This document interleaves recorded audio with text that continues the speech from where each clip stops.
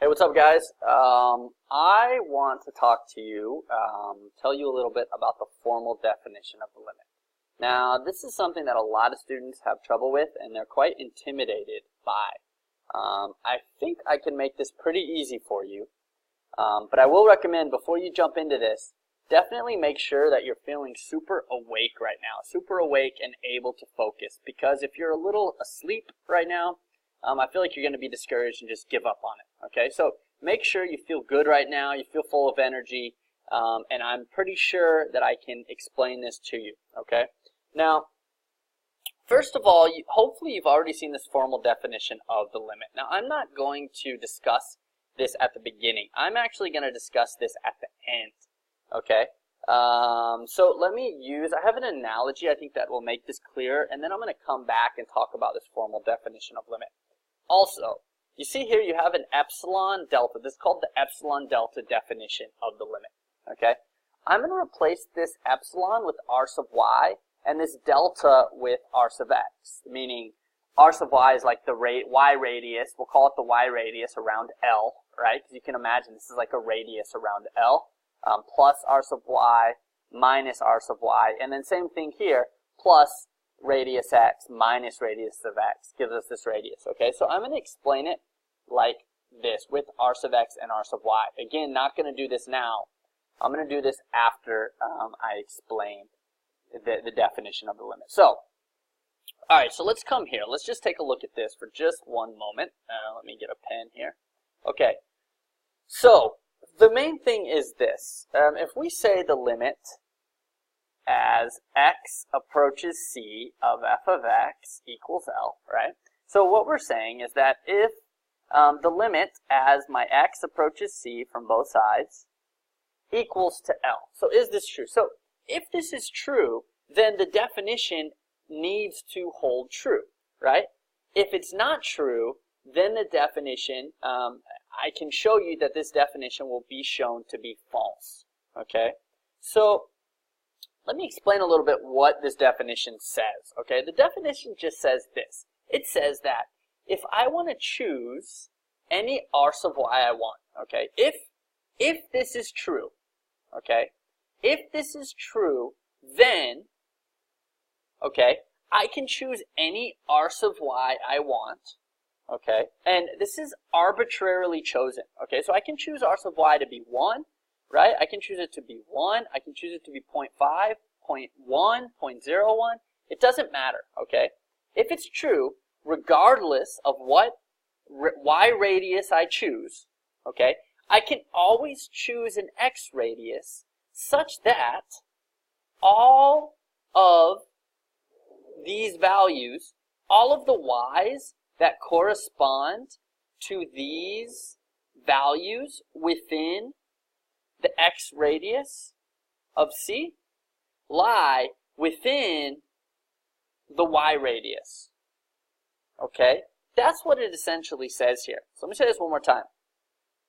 Now, any radius y I want to choose, I can always choose some radius x such that all the x values, all the y values lie within this radius. Now, they don't need to go all the way to the radius. They just need to be inside the radius, right? So it's okay that these values are only here and here, right? They are still within this radius, right? It's like you just need to be within 3, but you're within 2. That's still good. You still meet the requirements, right? So that's the idea here, okay? So let me use an analogy I think that makes this very clear to students, all right? So we're going to have a little debate here between person A and person B, all right? So person A thinks that the limit exists, and person B thinks the limit does not exist, okay? Now, if the limit exists, person A says this, all right? All right, let me move this for a second. Actually, I think I can make it go away. All right, so person A says this. He says, I am sure the limit exists. You can give me any radius y you want, okay, any radius y you want around L, and I can always give you a radius x such that all f of x, right, between f of c minus radius x, f of c plus radius x. I'm referring to all of these f of x, except maybe here because there's a hole, but forget about that for a second. They will always be within r sub y of the limit. Sorry, this should say r sub y of the limit, okay? So this is what person A says. He says, look, if you want to give me any r sub y you want, okay, any r sub y you want, I can always give you an r sub x, such that I am always within r sub y of the limit, okay?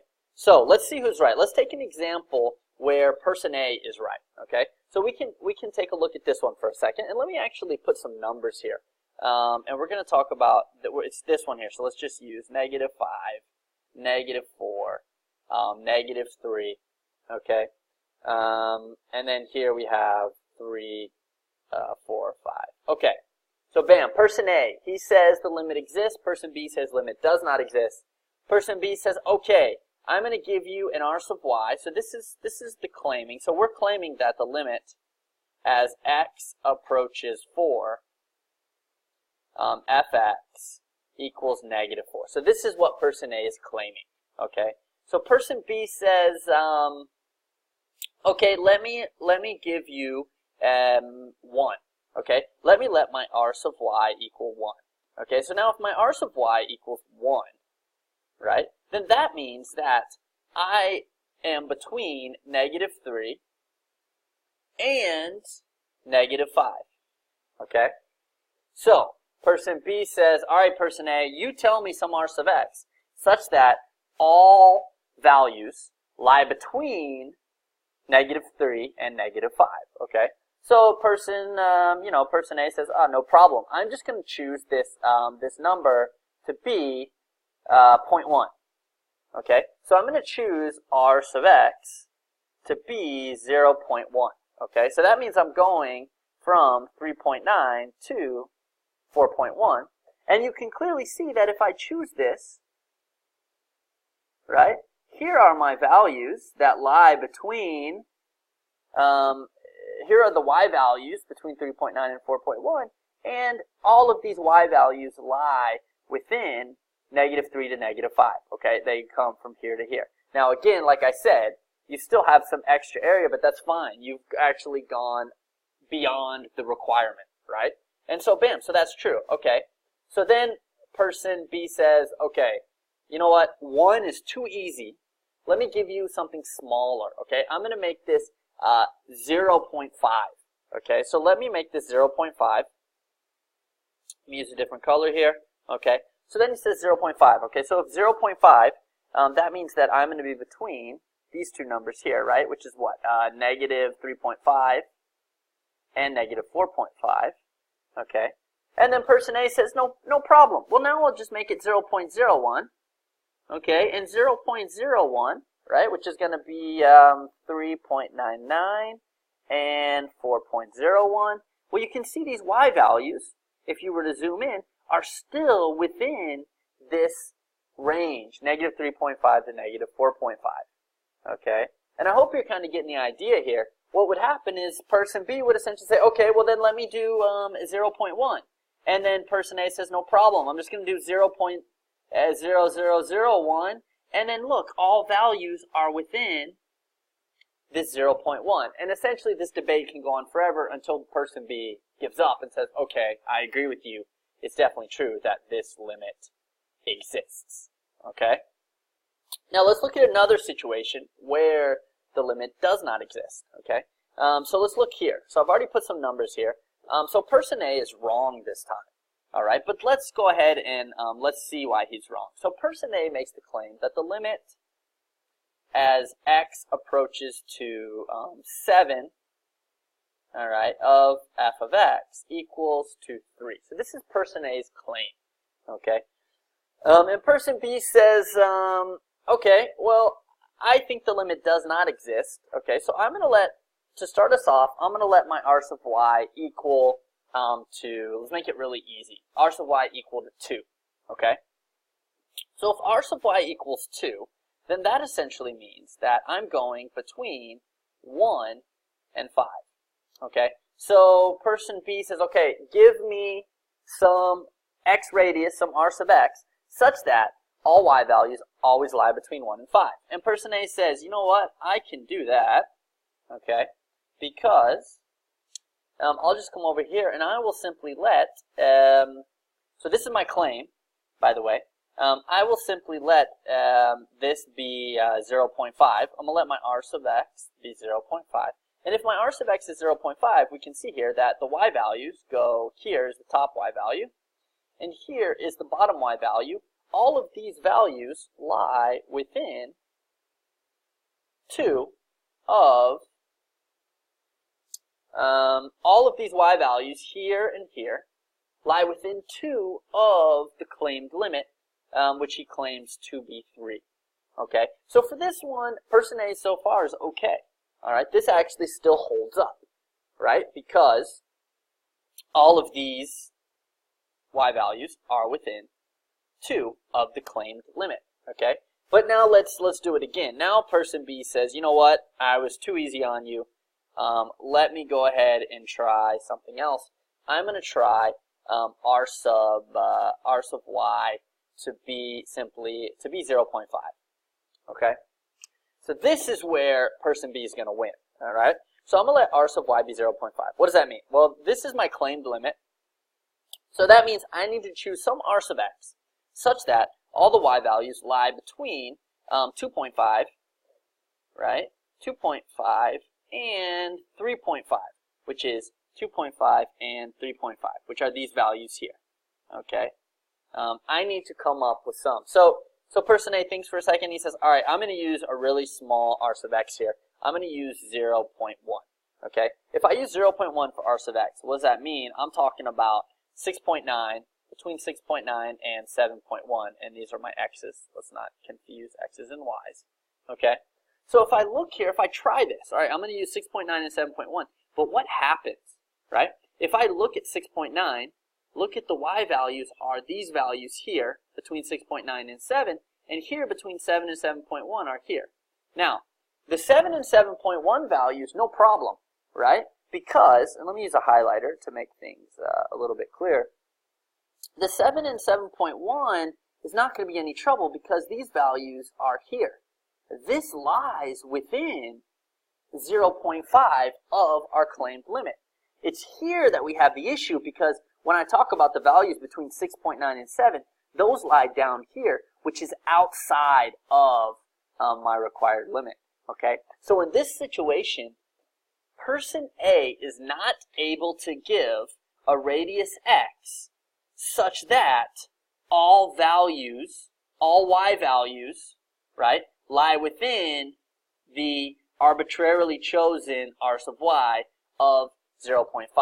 Therefore, the limit does not exist. The definition does not hold true. Okay?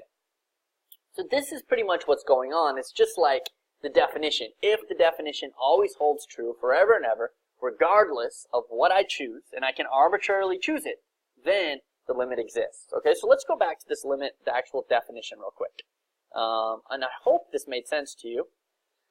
But here's the definition. Okay, the first thing I want to walk you through a couple things about the definition. One, when I say that the limit as x approaches c, f of x equals, okay, so in the definition, when I say the limit as x approaches c of f of x equals L, that means that as x becomes closer and closer to c, f of x is becoming closer and closer to L. That's essentially what it means. How close? Well, it's not defined. It's arbitrarily close. It depends on how close we are to c. Also, you're going to see this in the definition, where the absolute value of f of x minus L is less than r sub y. But what does this mean? This means the difference between f of x and L is always less than y. Meaning, if I subtracted f of x, if I took the difference between f of x and L, I'm always between these 2 points. This is easier to say by just saying that f of x always lies between L minus r sub y, L plus r sub y. So when you see this in, the reason I wrote this is because when you see this in your definition, just think that, okay? Also, when you see this in your definition, just think this. X lies between c minus radius of x, c plus radius of x, okay? Because you're going to see this in the definition if you look at it in your book. Also, because sometimes there's a hole here, right? So C does not have to, we can say that this is going to be greater than 0, okay? Because we need to take into account when there is a hole there, okay? Because when x equals C, then this is going to be 0, all right? But we don't need that much. That's going too far, okay? We only need it to be greater than 0. So that's the minimum requirement, all right? So this is what it says. So let f be a function defined on an open interval containing C, except possibly at C, right, because of the hole, all right? And let L be a real number. The statement, the limit as x approaches C, f of x equals L, right, means that for any r sub y greater than 0, and I can choose any r sub y I want, right? For any r sub y greater than 0, again, this is the limit exists, okay? If the limit exists, then for any r sub y, any radius y greater than 0 that I choose, I can always choose a radius x such that if x lies within that interval, then the y's will always lie in that interval, okay? Meaning for any, so again, any r sub y I choose, I can always choose some r sub x on both sides here, right? I can always choose some r sub x on both sides such that all of these values lie within r sub y. And of course, if it's the case that I choose an r sub y and I am unable to find an r sub x, right, in the case where it's, you know, something like this. So imagine, right, in this case, if I choose this to be my r sub y, then there is no r sub x that I can possibly choose so that all of these values, right, lie within that r sub y. Then I know the limit does not exist, right? Again, if this was the line, ignore that part for a moment. If this was your function, right, if I choose this to be my r sub y, well, the problem is this r sub y, this L plus r sub y bit, the smallest possible r sub x I choose, 0.000001, is still going to lie outside of that L plus r sub y, right? And so that's why the limit does not exist on that one. So bam, that is the formal definition of limit. I hope this makes sense to you. I hope it helps you to understand. Please leave a comment if there's anything you don't understand. Please make sure that you ask me and I'll try to make it clearer. But I hope this clears the formal definition of limit up for most of us, and we understand something before that intimidated us a bit. So yeah, so now you see me again. Anyway, thanks a lot for watching. Again, please leave a comment.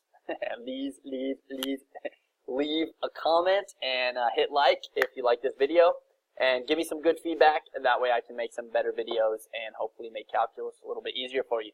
So thanks a lot for watching. See you in the next video. Bye-bye.